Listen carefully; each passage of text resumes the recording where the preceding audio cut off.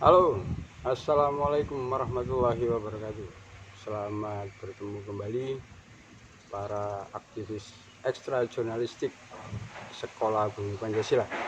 Semoga kalian tetap sehat dan semangat meskipun dalam liburan COVID-19. Baik anak-anak, di pertemuan kali ini kalian coba berlatih bagaimana membuat karya dalam bentuk cerita pendek ya. Hanya saja cerita pendek ini kalian kombinasi dengan fakta kehidupan yang ada di sekitar kalian, atau setidaknya itu merupakan modifikasi dari cerita atau perjalanan hidup kalian ya. Sebetulnya membuat cerpen itu sangatlah mudah, asalkan kalian tahu bagaimana memulai membuat karya berupa cerita pendek. Sederhananya, cerita pendek merupakan sebuah naskah yang menceritakan satu sisi dari kompleksitas kehidupan kalian yang coba kalian tulis, dan kalau terbaca itu nanti akan menjadi inspirasi bagi pembacanya atau orang lain yang memahami bagaimana cerita yang kalian tuliskan. Namun untuk memudahkan hal itu, kalian patut melakukan minimal 5 tahap dalam proses pembuatan karya cerita pendek.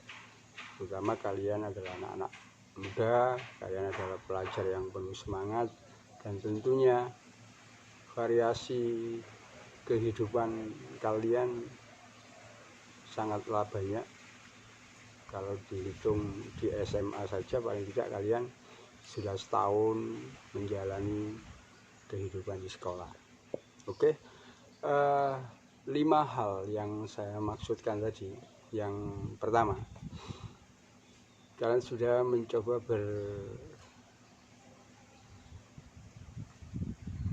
berinspirasi gitu ya, atau mengingat kira-kira kehidupan apa yang ingin kalian ceritakan pada pembaca.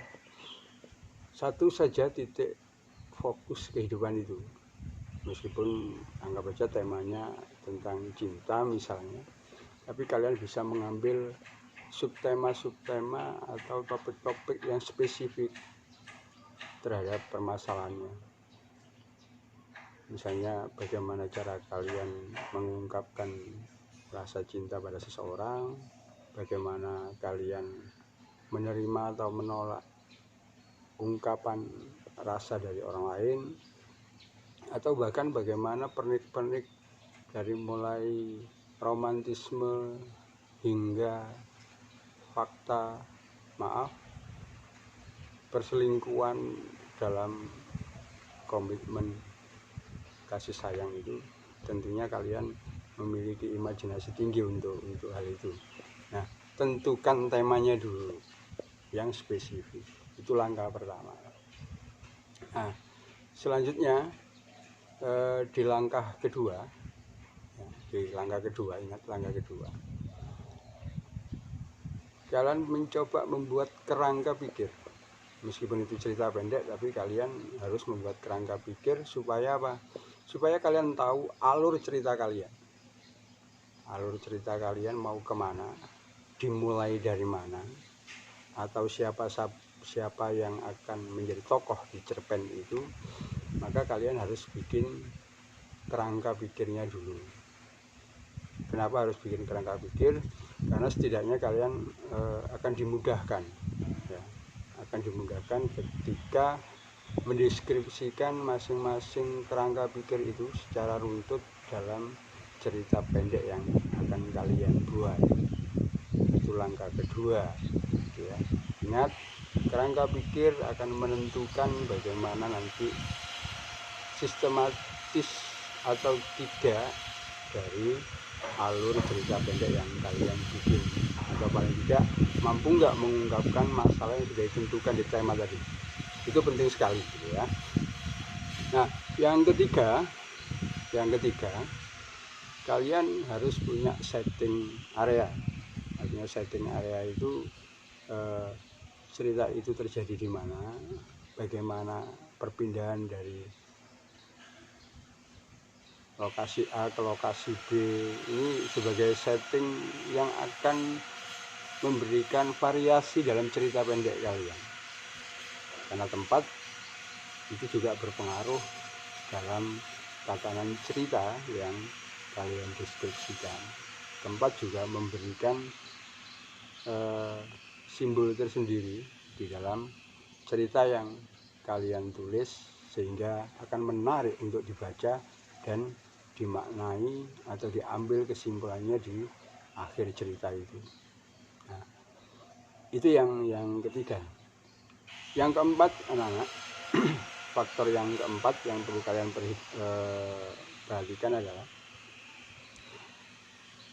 saat kalian menuliskan itu, saat menuliskan cerita pendek yang kalian bikin itu, sangat tidak dilarang kalau melibatkan perasaan kalian, karena memang roh dari cerpen itu justru ada di perasaan penulisnya.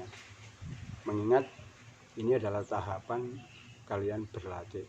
Beda nanti kalau kalian sudah terampil menulis cerpen itu, kalian bisa menjadi karakter orang lain, kalian bisa mengkolaborasikan antara karakter kalian dengan karakter tokoh yang kalian tulis itu nanti.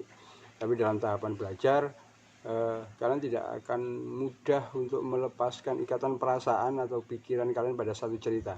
Apalagi cerita itu temanya itu ada secuil fakta yang melekat pada pribadi kalian. Nah, itu kalian harus perhatikan dan jangan ditolak. Ketika kalian menolak perasaan itu saat menulis, maka kalian akan terhambat, kalian akan terhenti untuk melanjutkan cerita itu.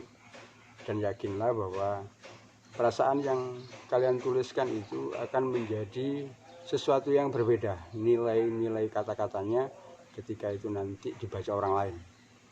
Termasuk kalian sendiri, bila sudah tuntas kalian baca, kalian juga masih bisa terasa akan sebuah cerita yang memang faktanya sebagian atau bahkan seluruhnya pernah kalian rasakan. Ingat, sesuatu itu akan melekat pada pikiran dan hati kalian, terutama ketika kalian berlatih menulis cerpen. Ya. Yang kelima sekarang, yang terakhir dalam tahapan latihan itu, ada dua hal yang patut kalian perhatikan ketika menulis. Satu, jangan pernah bikin kalimat itu panjang-panjang, karena kalau terlalu panjang khawatir nanti kalian kurang tepat menempatkan posisi kata dan alur ceritanya. Pendek-pendek tapi jelas. Bahasa Indonesianya itu efektif dan efisien gitu ya, kalau dalam tata bahasa Indonesia. Nah, selain kalimat yang kalian susun pendek itu, artinya mungkin tidak lebih dari 6 kata, tidak lebih dari 8 kata, jangan lebih dari itu karena akan membosankan.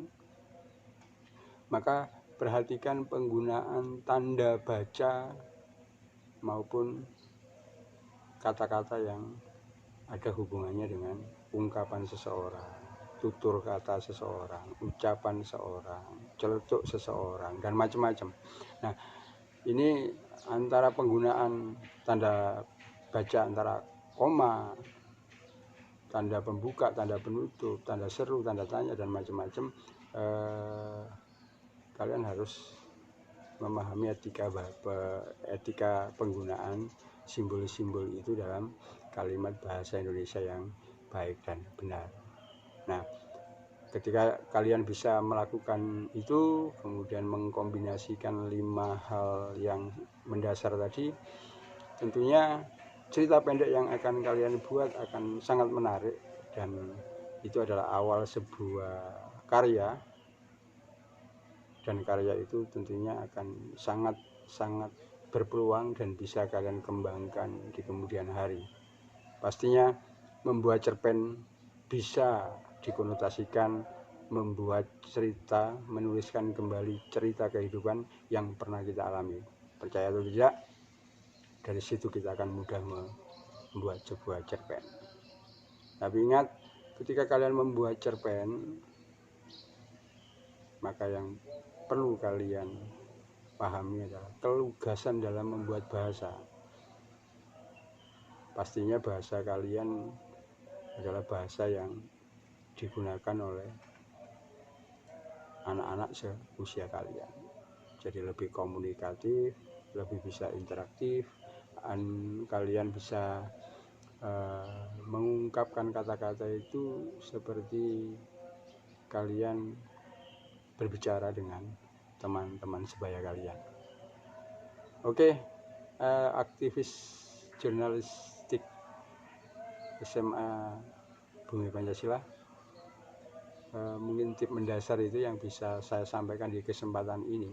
Pastinya kalian harus bikin karya, dan karya itu saya tunggu sebagaimana yang biasa saya lakukan untuk materi pertemuan di ekstra jurnalistik SMA Negeri 1 Bangsal. Oke anak-anak, tetap semangat, jaga diri kalian, jaga selalu kesehatan, beraktivitaslah yang positif, ikuti protokol atau aturan prosedur untuk memutus mata rantai penyebaran COVID-19. Sesuai dengan tema Hari Pendidikan Nasional tahun 2020, mari kita belajar dari COVID-19. Karena di sana banyak hal-hal di luar dugaan yang bisa kita pastikan. Kita harus tetap positive thinking karena hidup ini penuh tantangan. Oke, selamat belajar. Semoga kalian beserta keluarga tetap sehat, penuh semangat, dan raih prestasi tertinggi. Ekstra jurnalistik Sekolah Bumi Pancasila. Semaba tak pernah mati gaya. Wassalamualaikum warahmatullahi wabarakatuh.